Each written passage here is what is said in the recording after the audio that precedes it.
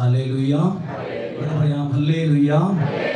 എല്ലാവരെയും വളരെ സന്തോഷത്തോടും സ്നേഹത്തോടും ബഹുമാനത്തോടും കൂടെ ഈ പ്രാർത്ഥനാ ശുശ്രൂഷയിലേക്ക് നിങ്ങളെ സ്വീകരിക്കുന്നു. സന്തോഷത്തോടെ നിങ്ങളെ കാണുന്നു. ഇന്ന് നമ്മൾ കേൾക്കുന്ന ആദ്യ വെള്ളിയാഴ്ച ദിവസം കേൾക്കുന്ന നല്ലൊരു വചനം, പുറപ്പാട് പുസ്തകത്തിൽ ദൈവം ഇസ്രായേൽ ജനത്തോട് പറഞ്ഞത് ഇങ്ങനെയാണ്: നീ നിന്റെ ദൈവമായ കർത്താവിനെ ആരാധിക്കണം. ഹല്ലേലൂയ. ഇനി നിങ്ങൾ ചിന്തിച്ചു നോക്കിക്കേ, ദൈവം ഇത് ആരോടാണ് പറഞ്ഞത്? നിങ്ങൾ നിങ്ങളുടെ ദൈവമായ കർത്താവിനെ ആരാധിക്കണമെന്ന പണക്കാരോട് മാത്രമല്ല പറഞ്ഞു, പാവപ്പെട്ടവരോട് മാത്രമല്ല പറഞ്ഞു, ഇടത്തരക്കാരോടല്ല പറഞ്ഞു, വീടുള്ളവരോട് മാത്രമല്ല, ഇല്ലാത്തവരോടല്ല. ഇത് മനുഷ്യനായി പിറന്ന സകലരോടും ദൈവം പറഞ്ഞൊരു വാക്കാണ്: നിങ്ങൾ നിങ്ങളുടെ ദൈവമായ കർത്താവിനെ അംഗീകരിക്കുകയും ബഹുമാനിക്കുകയും ആദരിക്കുകയും ചെയ്യണം. ഹല്ലേലൂയ. ഞാൻ ഈ അടുത്ത കാലത്ത് ഒരു വിഷയം കേട്ടു. അത് നിങ്ങൾക്കൊക്കെ പരിചയം, ഒരുപക്ഷെ TV പ്രോഗ്രാമിലൂടെ പരിചയപ്പെട്ടിട്ടുള്ള ആളായിരിക്കും. GS പ്രദീപ് 10-15 വർഷങ്ങൾക്ക് മുമ്പ് TV ചാനലിൽ അശ്വമേധം എന്ന പ്രോഗ്രാം അവതരിപ്പിച്ച TV അവതാരകനാണ് GS പ്രദീപ്. ബുദ്ധിമാന്മാരിൽ ബുദ്ധിമാൻ. ഇദ്ദേഹത്തോട് ബുദ്ധിയുടെ ലോകത്തിലുള്ള സകല കാര്യങ്ങളും ചോദിച്ചാലും ഇദ്ദേഹം ഉത്തരം പറയും. ഭയങ്കര ബുദ്ധിയുള്ള ആളാണ്. ഇദ്ദേഹത്തിന് തിരുവനന്തപുരം ടൗൺ ഹാളിൽ വെച്ച് പത്രപ്രവർത്തകർ ഒരു അവാർഡ് കൊടുക്കാൻ തീരുമാനിച്ചു. ഇയാളുടെ ബുദ്ധി, ശക്തി, ഇഷ്ടംപോലെ പൈസ, ഒരു ദൈവതുല്യനായ ഒരു മനുഷ്യൻ, എന്നാ ചോദിച്ചാൽ ഉത്തരം പറയും. അദ്ദേഹത്തെ തോൽപ്പിക്കാൻ IAS പോലും പറ്റാത്തൊരവസ്ഥ വന്നു. അത്രയും ബുദ്ധിയുള്ള ഒരാൾ.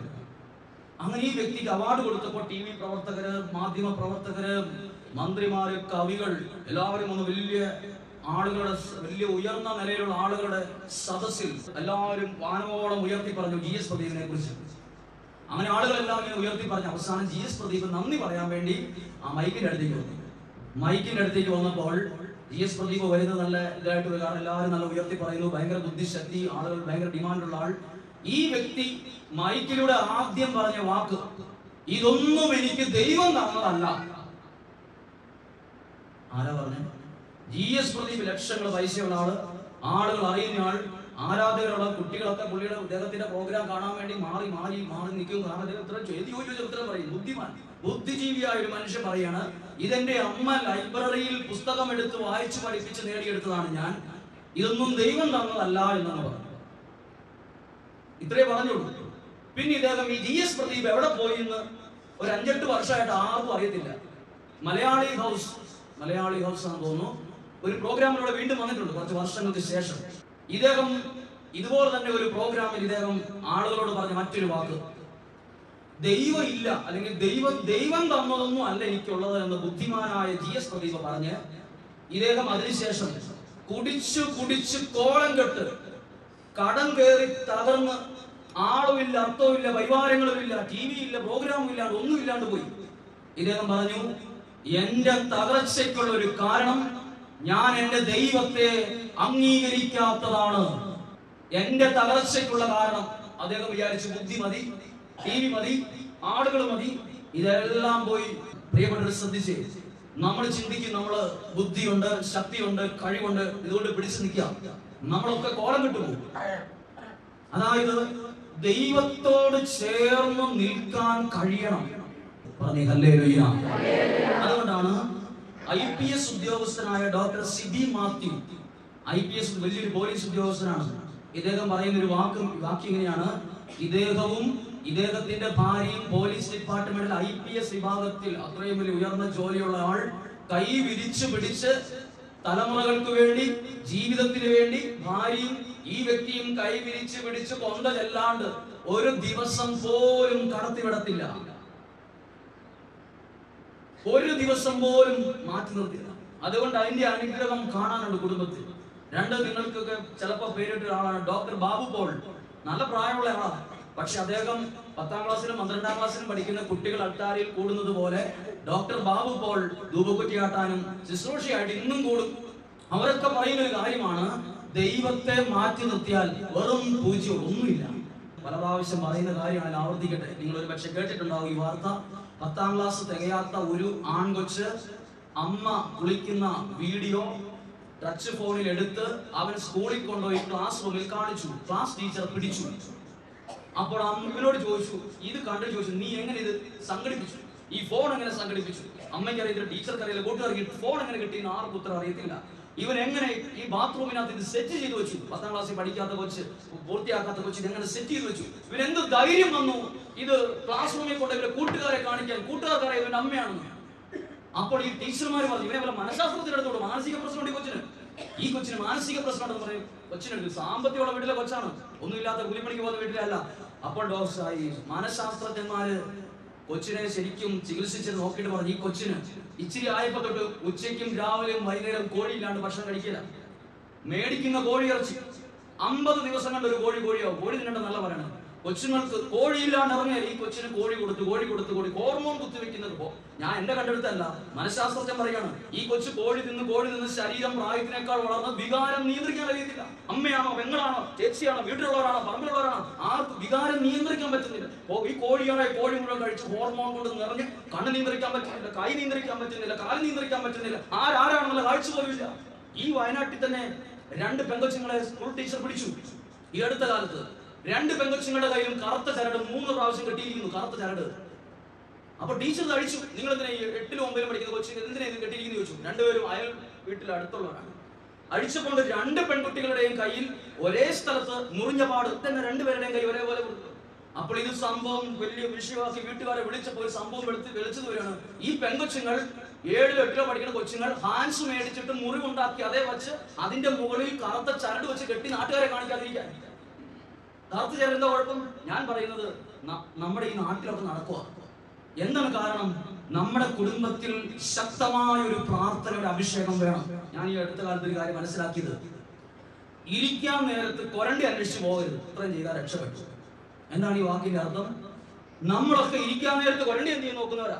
25 വയസ്സാകുമ്പോ കൊച്ചിന് കല്യാണം നടന്നില്ലല്ലോ എന്ന് ചിന്തിക്കുന്നവരും, കല്യാണം കഴിഞ്ഞു കഴിഞ്ഞാൽ ഈ പെങ്കൊച്ചി വീട്ടിൽ ചേരിയല്ലോ അന്നേരം ചിന്തിക്കുന്നവരും, 30 വയസ്സാകുമ്പോൾ ജോലി കിട്ടിയില്ലെന്ന് വെപ്രാളപ്പെടുന്നവരും, ഇരിക്കാൻ നേരത്ത് കൊരണ്ടി അന്വേഷിച്ച് പോകരുത്. നമ്മൾ ഈ ധ്യാന കേന്ദ്രത്തിൽ വന്ന് പ്രാർത്ഥിക്കുമ്പോൾ നമ്മൾ കുറെ കാര്യങ്ങൾ ചെയ്യണം. വിശുദ്ധ ഗ്രന്ഥത്തിൽ ഒരു വചനമുണ്ട്, ഇരിക്കാൻ നേരത്ത് കൊരണ്ടി അന്വേഷിക്കരുതെന്ന് പറയുന്നത് പോലെ തന്നെ ഒരു വാക്യം ബൈബിളിൽ ദൈവം പരിചയപ്പെടുന്നുണ്ട്. പ്രഭാഷകന്റെ പുസ്തകം 51-ാം അധ്യായം 30-ാമത്തെ വാക്യം ശ്രദ്ധിച്ചു കേട്ടെ. പ്രഭാഷകന്റെ പുസ്തകം 51-ാം അധ്യായം 30-ാമത്തെ വാക്യം, നിശ്ചിത സമയത്തിന് മുമ്പ് ജോലി പൂർത്തിയാക്കുവിൻ, യഥാകാലം ദൈവം നിങ്ങൾക്ക് പ്രതിഫലം നൽകിക്കൊണ്ടിരിക്കും. ഹല്ലേലൂയ. ഹല്ലേലൂയ.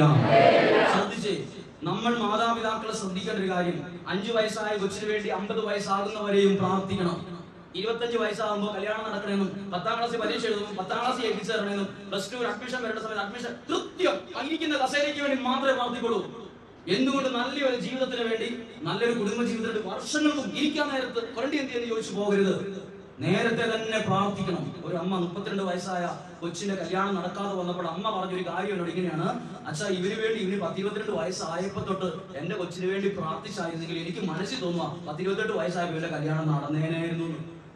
ഇച്ചിരി നേരത്തെ പ്രാർത്ഥിക്കണം. ഇരിക്കാൻ നേരത്തെ 30 വയസ്സായ നേരത്തെ കല്യാണം ആലോചിക്കാൻ പോവാ. 30ാമത്തെ വയസ്സിൽ ഇതിന് ആലോചന തുടങ്ങുന്നത്, പ്രാർത്ഥന തുടങ്ങുന്നത്. ഇരിക്കാൻ നേരത്തെ കൊരണ്ടി അന്വേഷിച്ച് പോകും. പറഞ്ഞേ ഹല്ലേലൂയ. ഉയർത്തി പറയാമോ? ഹല്ലേലൂയ. ഹല്ലേലൂയ. പ്രഭാഷകന്റെ പുസ്തകം 51-ാം അധ്യായം 30-ാമത്തെ വാക്യം, നിശ്ചിത സമയത്ത് ചെയ്യേണ്ട ജോലി പൂർത്തിയാക്കണം. നമ്മൾ ചെയ്യേണ്ട ജോലി അതാണ് ഈശോ വീണ്ടും വിശുദ്ധ ഗ്രന്ഥത്തിൽ ഒരു വാക്യം പറയുന്നുണ്ട്, നിങ്ങളുടെ വിശ്വാസം ക്ഷയിച്ചു പോകാതിരിക്കാൻ ഞാൻ നിനക്ക് വേണ്ടി പ്രാർത്ഥിച്ചു. ഇവിടെ ഇരിക്കുന്ന എല്ലാ മാതാപിതാക്കളും ശ്രദ്ധിച്ചേ, ഇത് ലൂക്കാസ് സുവിശേഷം 22-ാം അധ്യായം 32-ാമത്തെ വാക്യത്തിൽ ഈശോ പത്രോസിനോട് പറഞ്ഞ വാക്യം ഇതാണ്, നിന്റെ വിശ്വാസം ക്ഷയിച്ചു പോകാതിരിക്കാൻ ഞാൻ നിനക്ക് വേണ്ടി പ്രാർത്ഥിക്കും. ഹല്ലേലൂയ. എല്ലാ മാതാപിതാക്കളും ചോദിക്കട്ടെ, നിങ്ങളുടെ മക്കൾ രക്ഷപ്പെടണം, അങ്ങ് ദുബായി പോകണം, ഷാർജയിൽ പോകണം, ജോലി മേടിക്കണം എന്നൊക്കെ നമ്മൾ പ്രാർത്ഥിക്കും, അവർ കൊമ്പത്തെത്തണം, പൈസ ഉണ്ടാക്കണം. എന്നാൽ നിങ്ങളുടെ മക്കളുടെ വിശ്വാസം ക്ഷയിച്ചു പോകാതിരിക്കാൻ നിങ്ങൾ പ്രാർത്ഥിച്ചിട്ടുണ്ടോ? ഇല്ല. അതാ ഇച്ചിരി ആകുമ്പോഴേ പെങ്കൊച്ചുങ്ങൾ പോലും കൈ മുറിച്ച് ലഹരി വസ്തു ഉപയോഗിച്ച് നൂലുകൊണ്ട് കെട്ടുക, 9ാം ക്ലാസ്സിൽ പഠിക്കുന്ന കൊച്ച് അമ്മ വിളിക്കുന്ന ഫോട്ടോ എടുക്കുക.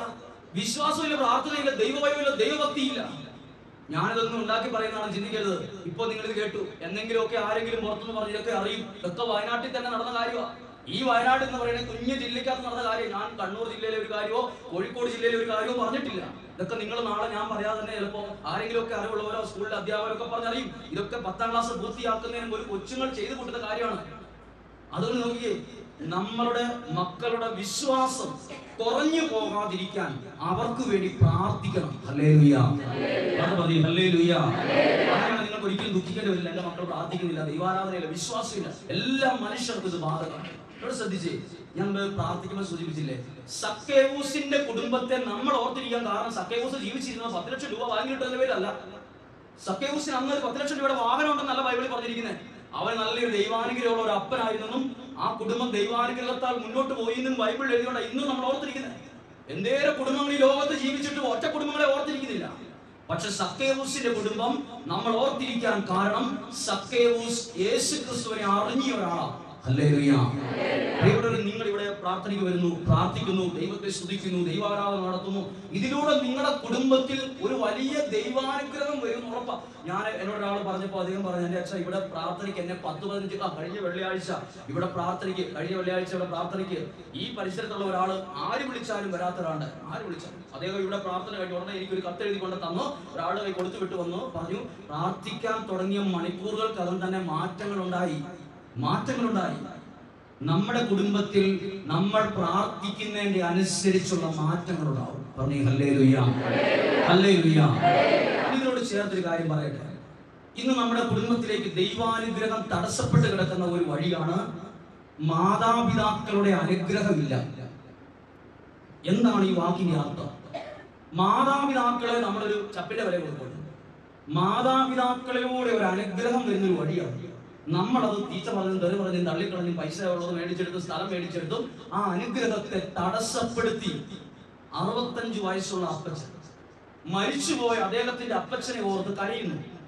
അപ്പോൾ മക്കള് കൂട്ടിക്കൂടെ ഒതിരിക്കുകയാണ്. 65 വയസ്സുള്ള ഒരു ചേട്ടൻ, ഒരു അപ്പച്ചൻ, അദ്ദേഹത്തിന്റെ അപ്പച്ചന് വർഷങ്ങൾക്ക് മുമ്പേ മരിച്ചുപോയ അപ്പച്ചന് വേണ്ടി പറഞ്ഞു ഇങ്ങനെ കരഞ്ഞുകൊണ്ടിരിക്കുകയാണ്. അപ്പോൾ ഈ കുടുംബം സാമ്പത്തികമായിട്ട് രക്ഷപ്പെടുന്നില്ല. അപ്പോൾ ഇവിടെ ഇങ്ങനെ പ്രാർത്ഥിച്ചു. വെള്ളിയാഴ്ചയല്ല, 2 ദിവസങ്ങളിൽ പ്രാർത്ഥിച്ചപ്പോൾ ഇങ്ങനെ പറഞ്ഞു, ദൈവത്തിന്റെ ആത്മാവ് ഒരു ആലോചന തന്ന് നിങ്ങളുടെ കുടുംബത്തിൽ മാതാപിതാക്കളുടെ ഒരു അനുഗ്രഹം തടസ്സപ്പെട്ട് കിടക്കുവാണല്ലോ. അപ്പോൾ ഈ അപ്പച്ചൻ 65 വയസ്സുള്ള അപ്പച്ചൻ പറയാണ്, ഞാൻ രക്ഷപ്പെടുകയല്ല, എന്റെ അപ്പന്റെ ശാപം മാത്രമേ എനിക്ക് കിട്ടിയിട്ടുള്ളൂ. എന്റെ മക്കള് പരിഭവപ്പെട്ടിട്ട് കാര്യമില്ല. എന്റെ അപ്പൻ മരിച്ചു, എനിക്ക് എന്റെ അപ്പനിൽ നിന്ന് കിട്ടേണ്ട ഒരു അനുഗ്രഹം ഇല്ലാണ്ട് പോയത് കൊണ്ടാണ് ഞാൻ രക്ഷപ്പെടുകയല്ല.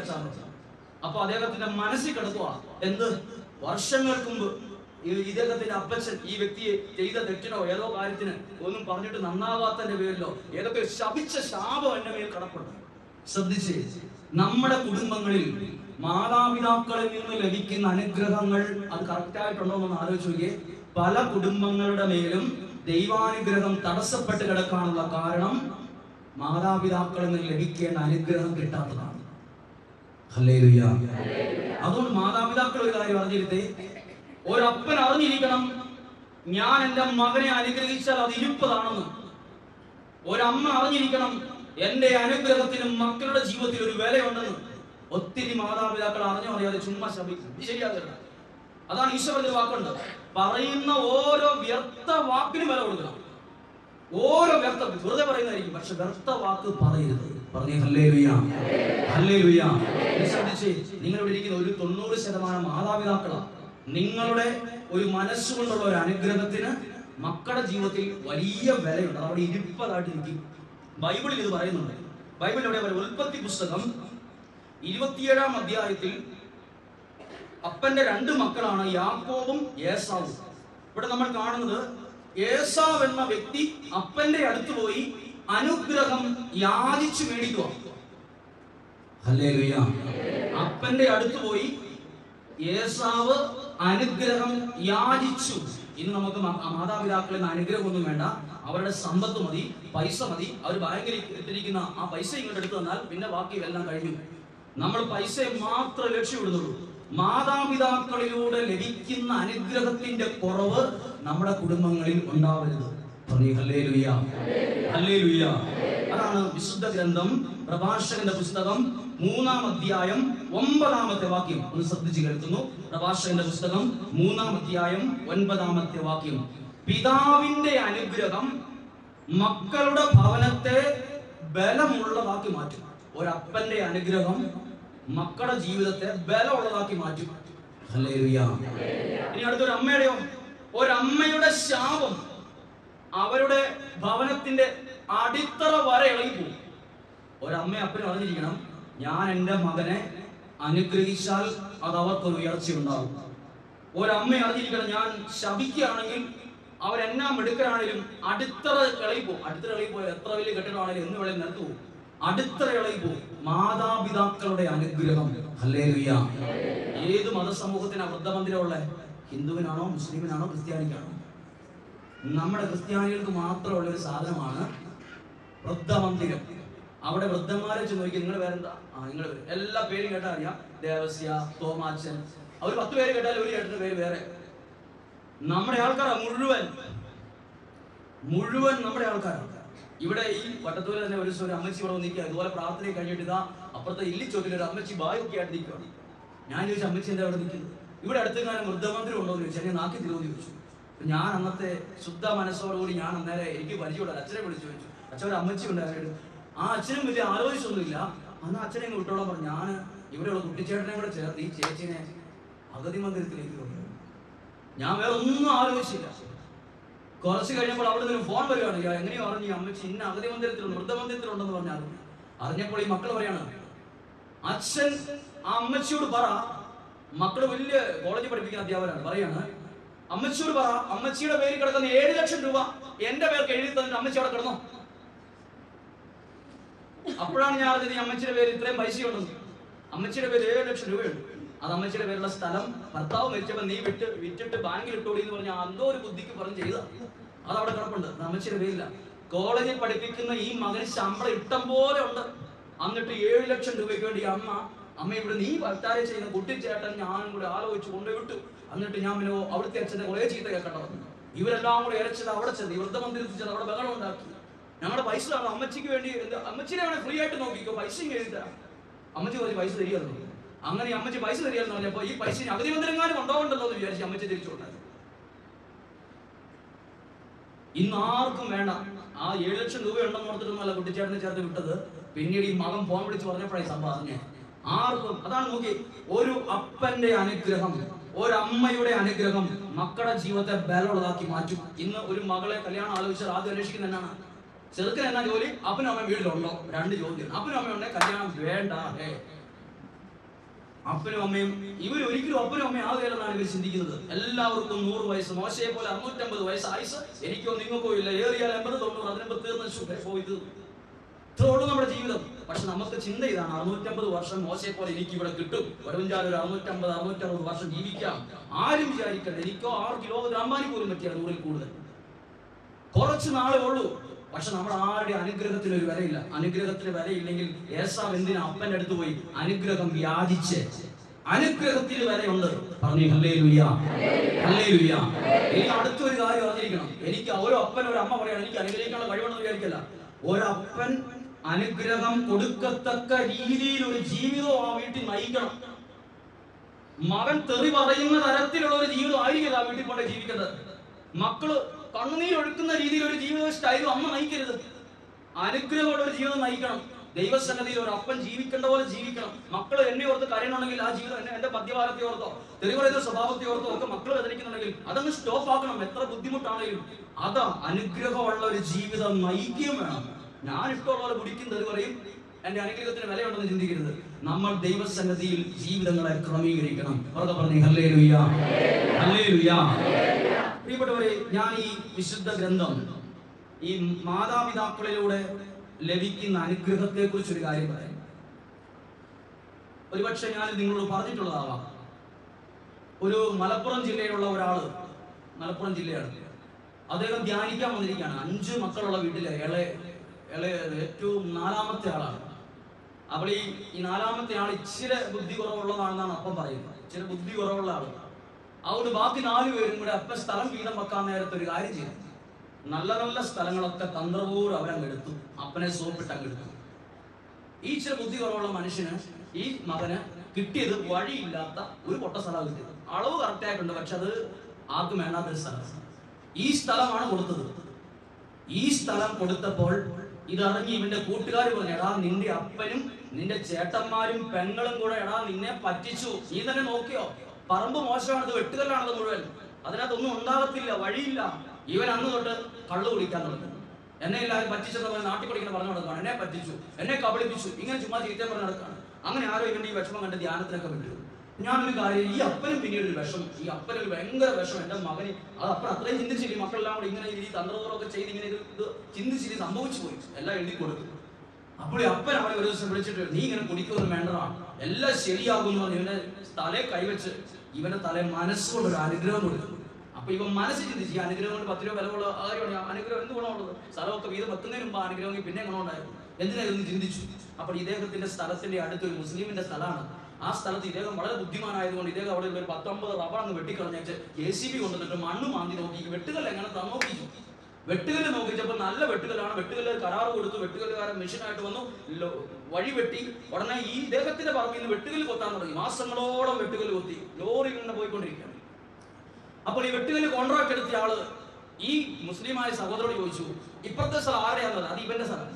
അപ്പൊ ഇയാൾ പറയാണ്, നീ ഈ സ്ഥലത്ത് നിറച്ച് വെട്ടുകല്ലാണ് കേട്ടോ, നല്ല വെട്ട്, ആ മൂലത്തെ ഒരു പ്രതലം പോയി കഴിഞ്ഞാൽ അടി നല്ല വെട്ടുകല്ല് അയാൾ എടുക്കുന്നുണ്ട്, നമുക്ക് ഒപ്പം പോകാന്ന് പറഞ്ഞ് ഇവന്റെ വീട്ടിൽ വന്നിരിക്കുകയാണ്. ഇദ്ദേഹം അന്വേഷിച്ച് സ്ഥലത്തിന്റെ വില പറയാൻ, വെട്ടുകല്ല് കരാറ് ഒത്തിവിൽക്കാൻ കൊടുക്കണുണ്ടോ, ഒപ്പത്തിനൊപ്പം വിട്ട. അപ്പൊ ഇയാൾ പറഞ്ഞു, നീ ഇതേപോലെ വഴി എടുത്തോ, ഇതെന്നെ വഴി നടക്കട്ടെ. അങ്ങനെ ഈ വ്യക്തി ആ സ്ഥലത്ത് നിന്ന് വെട്ടുകല്ല് ഒത്തി വിറ്റ് തന്നെ ചേട്ടന്മാരെക്കാൾ പൈസയും വലിയ വാഹനം മേടിച്ചു. അപ്പൊ ഇന്ന് എല്ലാവർക്കും ഒരു അടി കിട്ടിപ്പോയി, എല്ലാവരുടെ മുഖത്തൊരു സന്തോഷമില്ല. എന്നറിയാമോ, ഇവൻ ആ സ്ഥലം എടുക്കാതെ ഇപ്പൊ അതൊന്ന് കിട്ടുമായിരുന്നെങ്കിൽ നന്നായിരുന്നൊരു ചിന്ത.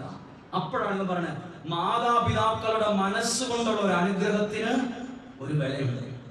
Hallelujah, hallelujah. ഇനി ഇവിടെ ശ്രദ്ധിച്ചേ, മാതാപിതാക്കളുടെ അനുഗ്രഹം ഇല്ലാത്ത ഒരു സമ്പത്ത് എന്റെ കയ്യിൽ ഇരുന്നാൽ അതെനിക്ക് ശരിക്കും അനുഭവിക്കാൻ പറ്റാതെ വരും. ഒരിക്കൽ കൂടി പറയാണ്, മാതാപിതാക്കളുടെ അനുഗ്രഹമില്ലാത്തൊരു സ്ഥലം, എന്റെ അമ്മ വീടിരിക്കുന്ന സ്ഥലത്തിന്റെ അടുത്ത് ഞാൻ എപ്പോഴും പോകാറുള്ള സ്ഥലം.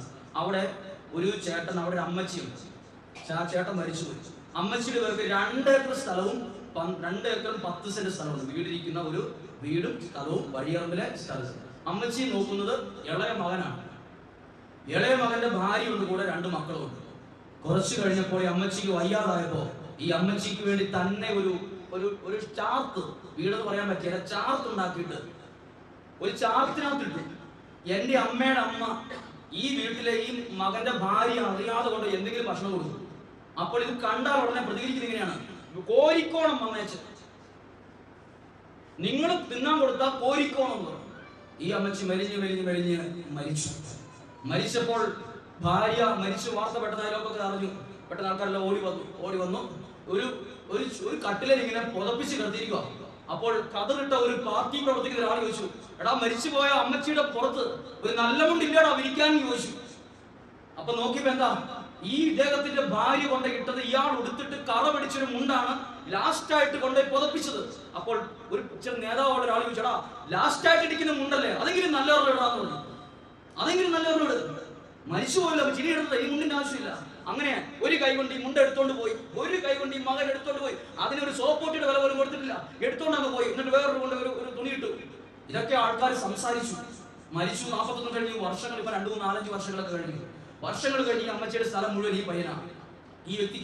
ഈ വ്യക്തിക്ക് ആ സമ്പത്തിൽ നിന്ന് ഒരനുഗ്രഹം കിട്ടിയിട്ട് എന്നും പരിക്കും, എന്നും അപകടം, എന്നും അസ്വസ്ഥത. കിട്ടുന്ന പൈസ എവിടെയെങ്കിലും കൊടുത്ത് ആശുപത്രി കൊടുക്കാനും, കാലുകീറാനും, വെരിക്കോസിനസ് കൊന്നു തീരുന്നതിന് ഇപ്പുറത്ത് ആകപ്പാടെ പ്രശ്നമായപ്പോ ഈ വ്യക്തി തന്നെ പരിയാരത്ത് പോയി ഒറ്റയ്ക്ക്. അപ്പോൾ അവിടെയുള്ള ഒരാൾ, അറിയാത്ത ഒരാൾ താമസിച്ചിട്ട് പറഞ്ഞു, പരിയാരം ധ്യാന കേന്ദ്രത്തിൽ പോയപ്പോ പറഞ്ഞു, അവിടെ കൗൺസിലർ താമസിച്ചിട്ട് പറഞ്ഞു, അമ്മയുടെ അനുഗ്രഹം കിട്ടിയിട്ടില്ലല്ലോ എന്ന് ചോദിച്ചു. അപ്പൊ ഇരുന്ന് കാര്യം എങ്ങനെ ചെയ്യാൻ പറ്റും? ശ്രദ്ധിച്ചേ, അമ്മ കട്ടിലെ കിടക്കുന്ന ഒരാളായിരിക്കാം, വലിയ വിദ്യാഭ്യാസം ഉണ്ടാകത്തില്ല, നമ്മുടെ അത്രയും സൗന്ദര്യം ഉണ്ടാകത്തില്ല, ചിലപ്പോൾ എല്ലാത്തിനും വിമർശിച്ചത് വരും, ചിലപ്പോൾ കുറ്റം പറയുന്ന ആളായിരിക്കും. പക്ഷെ ആ വ്യക്തിയിൽ നിന്ന് വരുന്ന ഒരു അനുഗ്രഹത്തിന് വലിയ വിലയുണ്ട്. നമ്മൾ ക്രിസ്ത്യാനികളാ മാതാപിതാക്കളെ ഒട്ടും നോക്കാത്തവര്. മറ്റെല്ലാ സമൂഹത്തിലും ഇതിനേക്കാൾ പരിഗണന കൊടുക്കും. നമുക്ക് ഇച്ചിരി വിദ്യാഭ്യാസവും പണവും ഇച്ചിരി കൂടിപ്പോയുണ്ട്. മാതാപിതാക്കൾക്ക് ഒരു വിലയില്ല, അവർക്ക് 100 കുഴപ്പങ്ങളാണ്. മാതാപിതാക്കളിലൂടെ ലഭിക്കുന്ന അനുഗ്രഹം. ലൂക്കാസ് സുവിശേഷം 15-ാം അധ്യായത്തിൽ ഒരു വചനമുണ്ട്, ധൂർത്തപുത്രന്റെ ഉപമ. ധൂർത്തപുത്രന് അപ്പൻ സമ്പത്ത് കൊടുത്തത് എപ്പോഴാ? അനുഗ്രഹിച്ചു കൊടുത്തൊരു സമ്പത്തല്ലത്. അത് അപ്പൻ ഇവൻ നിർബന്ധിച്ചപ്പോ എടുത്തം കൊടുത്ത, കൈ എഴുതി കൊടുത്ത സമ്പത്താണ്. അതപ്പം മനസ്സറിഞ്ഞ് അനുഗ്രഹിച്ചു തന്നതല്ല, അത് എരിയ പോയി. അത് കുറഞ്ഞ നാടുകൾ കൊണ്ട് 4 വഴിക്ക് ചെറിപ്പോയി. ധൂർത്തപുത്രന്റെ സമ്പത്ത് അവർ അനുഭവിക്കാൻ വേണ്ടില്ല, അത് കൂട്ടുകാർ കൊണ്ട് തിന്നു തീർത്തു. അവനൊരു ചായ കുടിക്കാൻ പോലും പൈസ ഇല്ലാണ്ട് പന്നിക്കുട്ടിപ്പെട്ടുപോയി. സമ്പത്ത് എന്നാ ഉപകാരപ്പെടാന്? ഇവന്റെ അപ്പനിൽ നിന്ന് അത് അനുഗ്രഹമായിട്ട് വന്നതല്ല, അത് പിടിച്ചു മേടിച്ച പോലെ മേടിച്ചതാ. ശ്രദ്ധിച്ചേ, അനുഗ്രഹം പിടിച്ചു മേടിക്കരുത്, അത് മനസ്സറിഞ്ഞു മേടിക്കണം. പറഞ്ഞു ഹല്ലേലൂയ, ഹല്ലേലൂയ. അതാണ് ഈശോയെ കുറിച്ച് പറഞ്ഞത്. ഈശോ ഒരു പ്രാവശ്യം 12 വയസ്സുള്ളപ്പോൾ ദേവാലയത്തിൽ ചെന്നു. അമ്മ ചോദിച്ചു, നീ എന്നെയും പിതാവിനെയും വിഷമിപ്പിച്ചെന്നൊക്കെ ചോദിച്ചപ്പോ, അതിനുശേഷം 12ാമത്തെ വയസ്സിൽ ഈശോ ഒരു കാര്യം ചെയ്തപ്പോ, പിന്നെ 30 വയസ്സ് വരെ എവിടെയും ഒരു പിതാവിന് വിധേയനായി ജീവിച്ചു എന്നാണ് എഴുതിയിരിക്കുന്നത്. പിന്നെ 13ാമത്തെ വയസ്സ് വീണ്ടും ഒരു സ്ഥലത്ത് പോയി എഴുതിയിട്ടില്ല. ഒറ്റ പ്രാവശ്യം ചെറുതായിട്ട് ഒരു തെറ്റ് പറഞ്ഞോളൂ.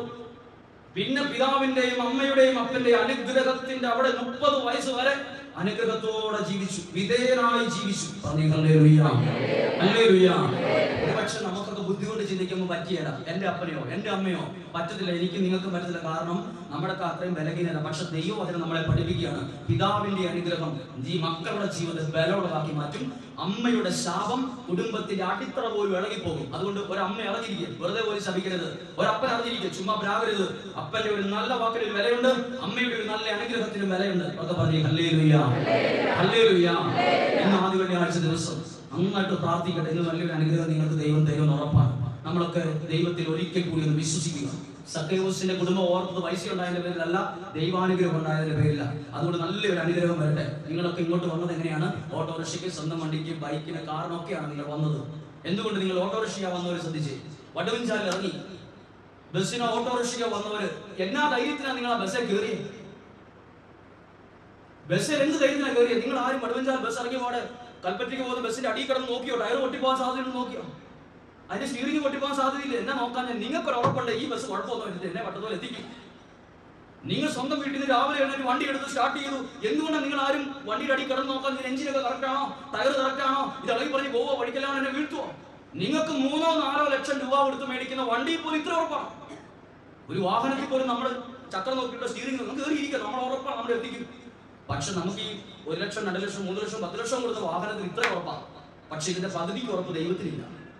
ഈ പ്രപഞ്ചം, ലോകം മുഴുവൻ സൃഷ്ടിച്ച ദൈവത്തിൽ നമ്മളൊരു വാഹനത്തിൽ കൊടുക്കുന്ന ഉറപ്പ് പോലും ഇല്ല.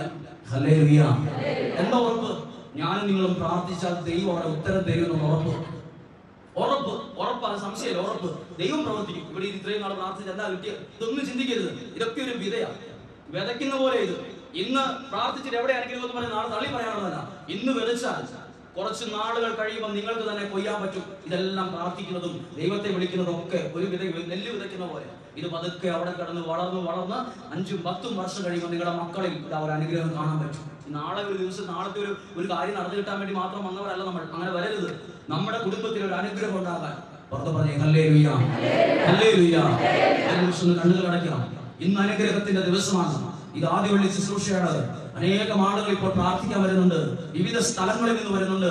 മക്കളുടെ ജീവിതം, തലമുറകളുടെ വിശുദ്ധീകരണം എല്ലാം ഒന്ന് ആഗ്രഹിച്ച് നമ്മുടെ ജീവിതത്തിൽ ദൈവത്തിന്റെ വലിയൊരു കൃപയുണ്ടാകാൻ ആഗ്രഹിച്ച് പ്രാർത്ഥിക്കുകയാണ്.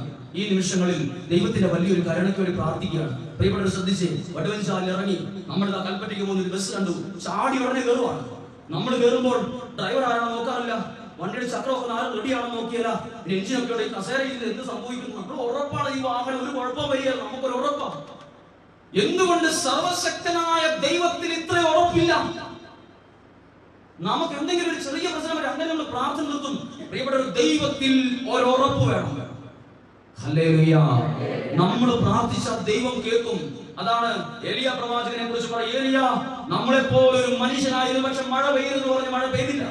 ആ വ്യക്തിക്ക് ഉറപ്പാണത്, ദൈവം പ്രാർത്ഥന കേൾക്കുമെന്ന്. ഈ നിമിഷങ്ങളിൽ നമുക്കൊന്ന് എഴുന്നേറ്റ് നിൽക്കാം.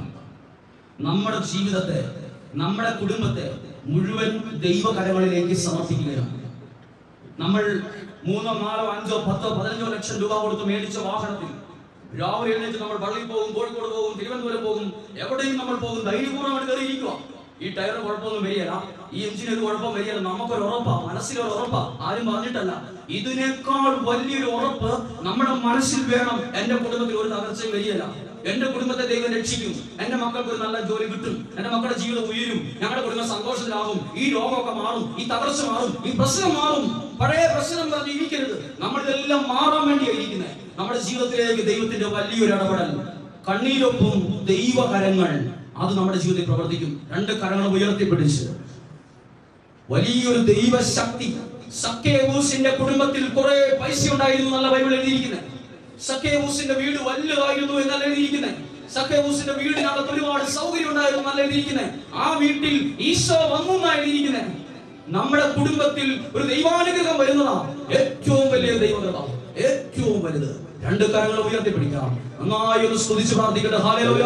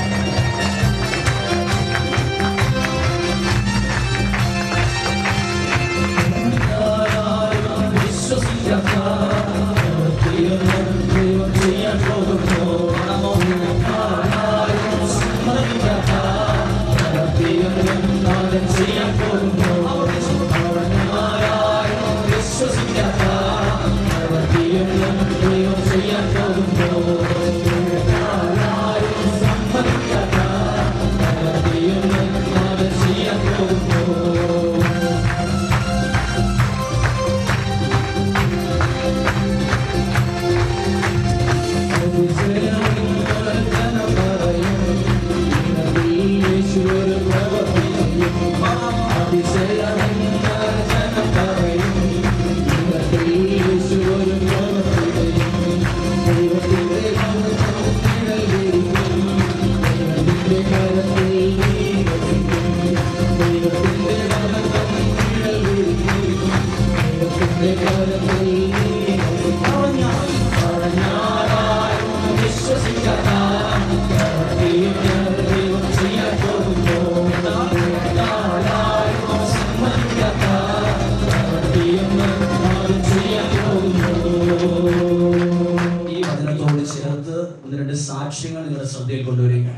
എൻ്റെ പേര് സിജി, അമ്പലവയലിൽ താമസിക്കുന്നു. എൻ്റെ മകൻ്റെ ചെവിയിൽ പഴുപ്പ് തുടങ്ങിയിട്ട് 8 വർഷമായിട്ടുണ്ടായിരുന്ന ഒരു അവസ്ഥ. വയനാട്ടിലും കോഴിക്കോടുമായി പല ഹോസ്പിറ്റലുകളിലും പോയി പല ഡോക്ടർമാരെയും കണ്ടെങ്കിലും ഓപ്പറേഷൻ കൂടാതെ മാറില്ല എന്ന് പറഞ്ഞു. ഞാൻ 11 വെള്ളിയാഴ്ചകൾ ഇവിടെ വന്ന് നിയോഗം വെച്ച് പ്രാർത്ഥിച്ചതിന്റെ ഫലമായി മകന്റെ ചെവിയുടെ പഴുപ്പ് പൂർണ്ണമായും മാറുകയും അത്ഭുതകരമായ ഒരു സൗഖ്യം നൽകി അനുഗ്രഹിക്കുകയും ചെയ്തു. ഹല്ലേലൂയ. ഇതുപോലെ രോഗാവസ്ഥയിൽ ആരെങ്കിലും ഉണ്ടെങ്കിൽ ഒരുപക്ഷെ ഇതുപോലൊരു സൗഖ്യം ഈ സമയത്ത് ഈശോ നൽകട്ടെ. എന്റെ ചേച്ചിയുടെ മകൾ ബിജിലി ഡൽഹി ഹോസ്പിറ്റലിൽ നഴ്സായി ജോലി ചെയ്യുന്നു. അവൾക്ക് 5 മാസമായി ശമ്പളം ലഭിച്ചിരുന്നില്ല. അത് വലിയൊരു വിഷമായിരുന്നു. ഞാൻ 3 വെള്ളിയാഴ്ചകൾ നിയോഗം വെച്ച് പ്രാർത്ഥിച്ചതിന്റെ ഫലമായി മുഴുവൻ ശമ്പളവും അയച്ചു നൽകുകയും എല്ലായ്പ്പോഴും കരം പിടിച്ച് നടത്തുന്ന ദൈവത്തിന്റെ കരം കാണാൻ ഇടയാവുകയും ചെയ്തു. ഹല്ലേലൂയ. ജോളി എന്ന് പറഞ്ഞ സഹോദരി കടൽമാട് താമസിക്കുന്നു. എന്റെ മകൻ CA-യുടെ 2ാമത്തെ പരീക്ഷയിൽ 2 വിഷയങ്ങൾ വളരെ ബുദ്ധിമുട്ടായിരുന്നു. ഞാൻ 5 വെള്ളിയാഴ്ച നിയോഗം വെച്ച് പ്രാർത്ഥിച്ച ഫലമായി ആ വിഷയങ്ങളിലെല്ലാം ഉന്നതമായൊരു വിജയം നൽകി ദൈവം ഞങ്ങളുടെ കുടുംബത്തെ മകനെ അനുഗ്രഹിച്ചു. ഹല്ലേലൂയ. വലിയൊരു വിജയം നൽകി അനുഗ്രഹിക്കുന്ന വ്യക്തി ജോസഫ്, എന്റെ പേര് ജോസഫ്, കൽപ്പറ്റയിൽ താമസിക്കുന്നു. 7 പ്രാവശ്യം എഴുതിയിട്ടും പാസ്സാകാതെ ഇരുന്ന എഞ്ചിനീയറിംഗിൽ ഒരു പരീക്ഷ 7 പ്രാവശ്യം എഴുതി, 1 അല്ല 7 പ്രാവശ്യം. പക്ഷെ ഇവിടെ വന്ന് നിയോഗം വെച്ച് പ്രാർത്ഥന ഫലമായി ആ പരീക്ഷ പാസ്സായി ഉന്നത വിജയം നൽകി അനുഗ്രഹിച്ചു. ദൈവത്തിന് 1000 നന്ദി. ഹല്ലേലൂയ. ജോസ് ടിവോ ജേക്കബ് തോമാട്ടുചാരടവക 3 വെള്ളിയാഴ്ച ഇവിടെ നിയോഗം വെച്ച് പ്രാർത്ഥിച്ചതിന്റെ ഫലമായി എനിക്ക് നല്ലൊരു സ്കൂളിൽ അഡ്മിഷൻ നൽകി ദൈവനെ അനുഗ്രഹിച്ചു. അമ്പലവയലിൽ നിന്ന് പേര് വെളിപ്പെടുത്താൻ ആഗ്രഹിക്കുന്നില്ല, ഒരു വിശ്വാസി പ്രകാരം പറഞ്ഞിരിക്കുന്നു. ഇവിടെ വന്ന് നിയോഗം വെച്ച് പ്രാർത്ഥന ഫലമായി എന്റെ മകൾക്ക് നല്ലൊരു ജോലി ദൈവം ഒരുക്കി തന്നു. ഹല്ലേലൂയ. കയ്യൂന്നി ഇടവകയിൽ പ്രജീത എന്ന സഹോദരി, എന്റെ ഭർത്താവിന് നല്ലതുപോലെയുള്ള മദ്യപാനശീലമായിരുന്നു. ഞാൻ ഈ ഒരു അവസ്ഥയിൽ മാറാൻ വേണ്ടി പ്രാർത്ഥിക്കാൻ പറ്റുന്നതെല്ലാം പ്രാർത്ഥിച്ചു. ഞാൻ ഇവിടെ വന്ന് നിയോഗം വെച്ച് പ്രാർത്ഥിക്കാൻ തുടങ്ങി. മദ്യപാനശീലം അത്ഭുതകരമായി മാറി കിട്ടി. അതുപോലെ വർഷങ്ങളായി പള്ളിയിൽ പോവുകയോ കുമ്പസാരിക്കുകയോ ചെയ്യുകയില്ലായിരുന്നു. ഇപ്പോൾ പള്ളിയിൽ പോവുകയും പ്രാർത്ഥനകളിൽ പങ്കെടുക്കുകയും ഒരു നല്ല ദൈവവിശ്വാസ വ്യക്തിക്കുള്ളിൽ വളർന്നു വരികയും ചെയ്തു. എന്റെ ഭർത്താവിനെയും എന്റെ കുടുംബത്തെയും നാളുകളായി അനുഗ്രഹിച്ചുകൊണ്ടിരിക്കുന്ന കർത്താവിന് 1000 നന്ദിയും അർപ്പിക്കുന്നു. ഹല്ലേലൂയ. ഹല്ലേലൂയ. 6 പ്രധാനപ്പെട്ട സാക്ഷികളാണ് വായിച്ചത്.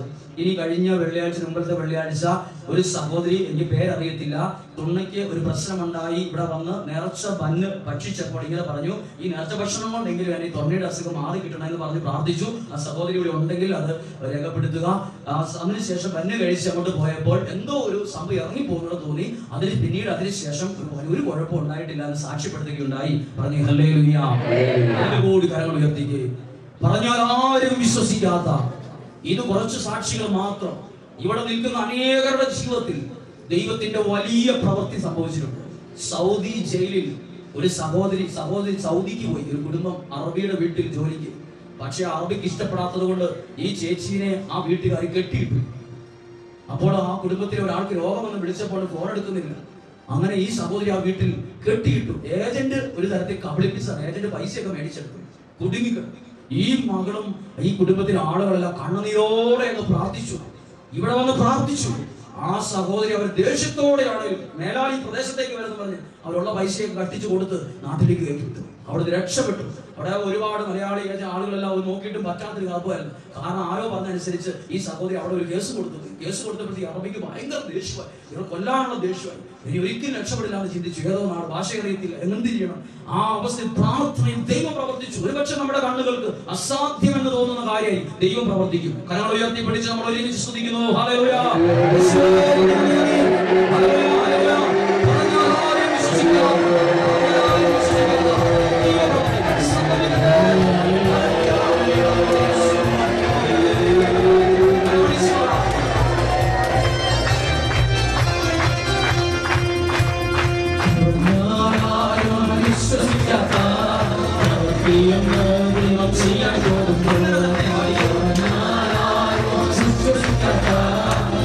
Be